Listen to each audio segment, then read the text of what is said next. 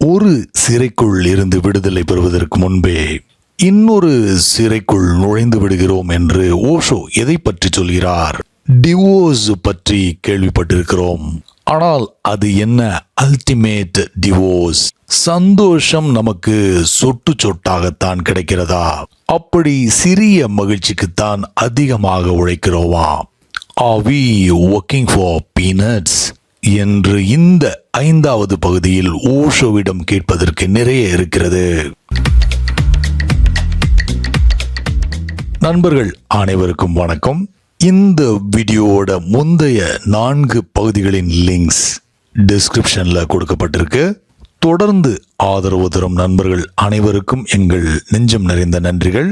வாங்க தொடர்ந்து வீடியோவை பார்க்கலாம்.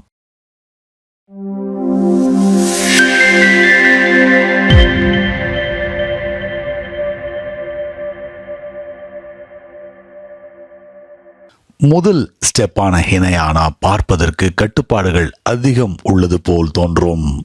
ஆனால் புத்தர் நம்முடைய பழைய பழக்க வழக்கங்களை மாற்றவில்லை என்றால், இந்த எந்திரத்தனமான வாழ்க்கையை மாற்றவில்லை என்றால், நான் செய்வது சரிதான் என்று சப்பை கட்டுகள் சொல்லிக்கொண்டு மீண்டும் மீண்டும் செய்த தவறுகளையே செய்து கொண்டு உங்களால் வாழ்ந்து கொண்டிருக்க முடியும்.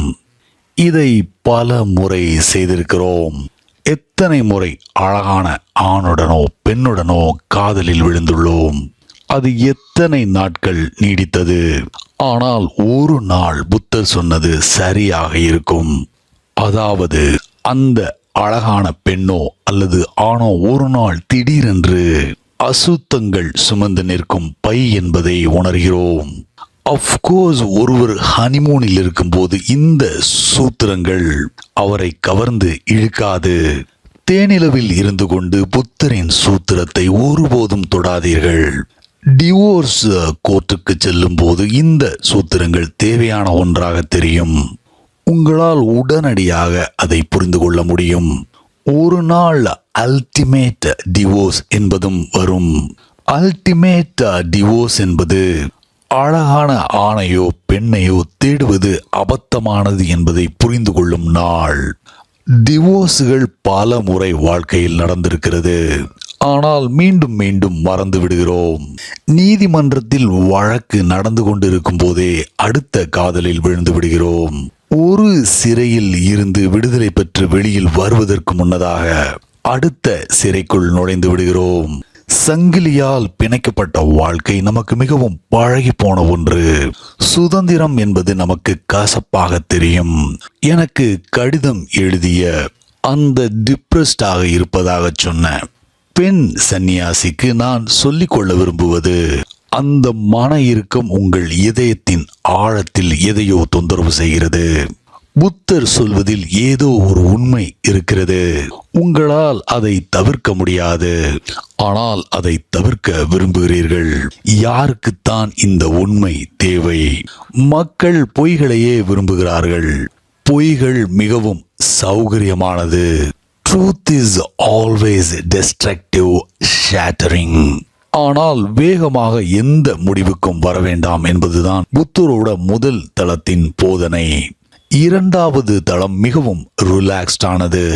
முதல் தளம் பல போராட்டங்கள் நிறைந்தது. ஹினயானா போராட்டம்தான். மகாயானா is very relaxed and graceful. 3வது ஸ்டெப் மிகப்பெரிய கொண்டாட்டம். இதில் தான் நாம் எல்லா ஒழுக்கங்களையும் கடந்து செல்கிறோம். இதுதான் புத்தரின் பாதையில் இருக்கும் அழகு. It is very scientific. ஒவ்வொரு படியும் முக்கியமானது. ஒரு படியை தவறவிட்டாலும் மொத்த கட்டிடமும் உடைந்து விழுந்துவிடும். மொத்தமாக கோயில் காணாமல் போய்விடும். ஹினயானா ஒழுக்கங்கள் நிறைந்தது. மகாயானா ரிலாக்ஸ்டான ஒழுக்கங்களை கொண்டது. வஜ்ரயானா ஒழுக்கங்கள் இல்லாதது. அந்த நிலையில் ஒருவர் முழு சுதந்திரத்தை அடைந்து விட்டார். ஆனால் அந்த முழு சுதந்திரத்தை நாம் சம்பாதிக்க வேண்டும். ஹினயானா உடலை அடிப்படையாக கொண்டது. நாம் உடலில் இருக்கும்போது வாழ்க்கையை சொட்டுகளாகத்தான் அனுபவிக்க முடியும். இன்ஃபேக்ட் இங்கே சீமனை விந்து என்று அழைக்கிறார்கள். விந்து என்றால் சொட்டு, டிராப். நம்மால் செக்ஸை சொட்டு சொட்டாகத்தான் அனுபவிக்க முடியும். உருவத்தில் பெரிதாக இருக்கும் நாம் சந்தோஷத்தை சொட்டு சொட்டாகத்தான் அனுபவிக்க முடிகிறது என்பதில்தான் திருப்தியை விட விரக்தியே அதிகம் வருகிறது.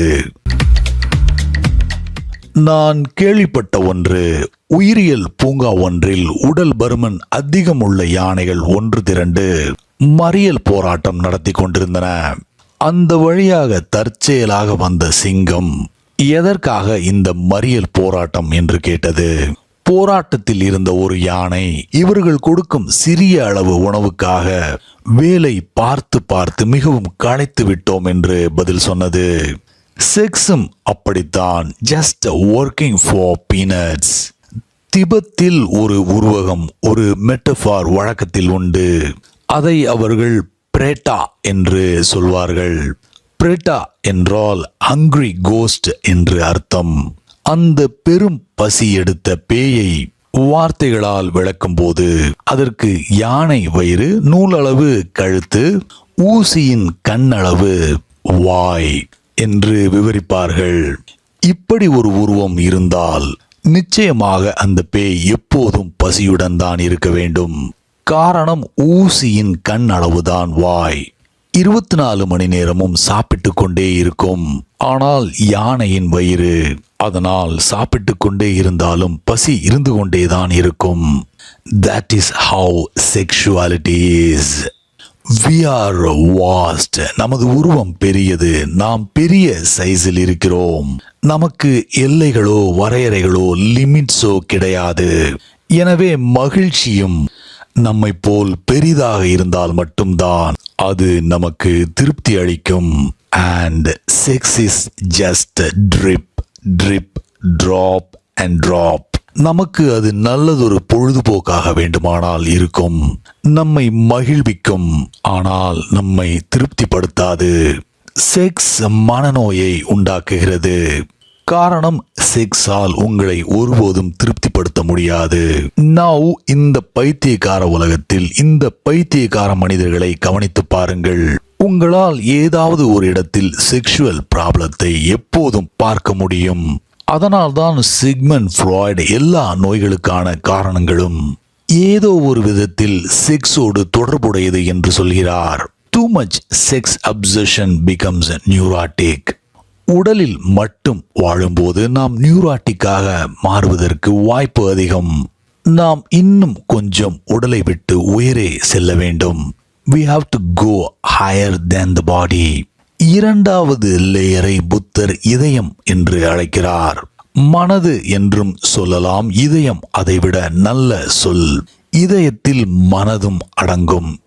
இதயம் விசாலமானது, திருப்தியானது, அதில் போதுமான இடம் இருக்கும். You feel more free.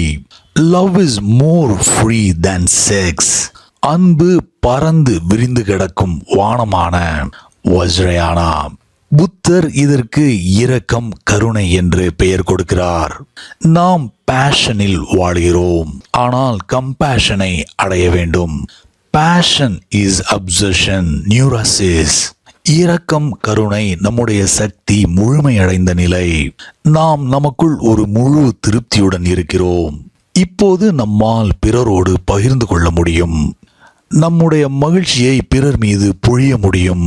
Neurosis என்பது நாம் எப்போதும் பிறரிடமிருந்து கேட்டு தொல்லை செய்வது, ஆனால் ஒருவரும் கொடுக்க தயாராக இல்லை.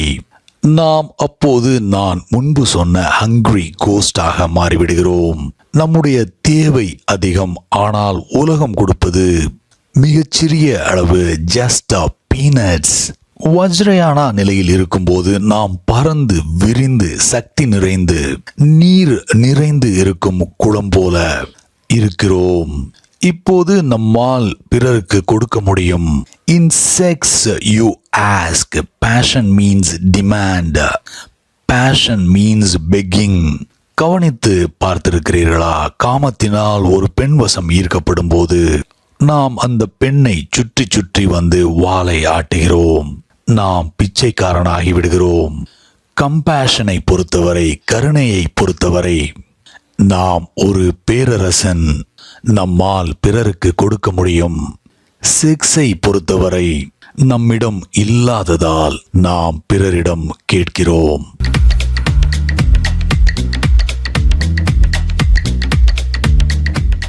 நண்பர்களே, இந்த வீடியோவோட தொடர்ச்சி இன்னும் 3 நாட்கள்ல வெளிவரும். So please stick around. அடுத்த வீடியோல சந்திக்கிறேன். காப்பே டியம்.